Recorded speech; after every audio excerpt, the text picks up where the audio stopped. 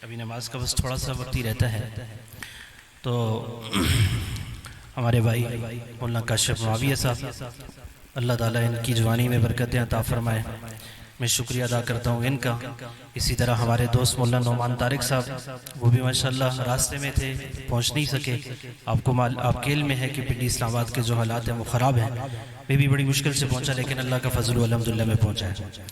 तो मैं आप सब का इतनी मुख्तसर सी दावत पे आप तशरीफ़ लाए, आप सब का बहुत ममनून हूँ, बहुत मशकूर हूँ। आप सब के लिए दुआ है। हमारे वाले साहब बड़ी मोहब्बत वाले आदमी थे, हर एक से मोहब्बत करते थे, अपने दुश्मनों से भी मोहब्बत करते थे, उनके दिल के अंदर नफरत नहीं थी। तो आज माशाल्लाह आपने मेरे वाले साहब के इस गुलशन को देखा कि उनकी यहाँ मोहब्बत बोई हुई है। और आज हम सब आपको ये पैगाम देना चाहते हैं कि इंशाल्लाह इस स्टेज से कभी नफरत की आवाज़ नहीं लगेगी इंशाल्लाह, ठीक है नहीं। और इस स्टेज से इंशाल्लाह हक और सदाकत की आवाज़ हमेशा लगती रहेगी।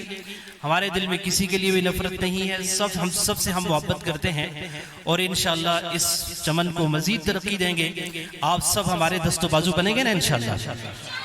देखें, आज हमारे छोटे छोटे बच्चों ने माशाल्लाह आपके सामने अपनी कारकर्दगी का मुजाहिरा किया। कल मेरा बचपना था, मैंने इसी तरह ये मुहाफिल देखी। आज अल्लाह ताला ने मेरे ऊपर फजल फरमाया, अल्लाह ने मुझे आलिम बनाया। मेरे भाई मौलाना आसिफ साहब को आलिम बनाया, मेरे भाई अब्दुलसलाम साहब को आलिम बनाया। इसी तरह माशाल्लाह इस इलाके में और कई उलमा माशाल्लाह, मौलाना नज़ीर साहब, इसी तरह मौलाना खुरम साहब आलिम बने।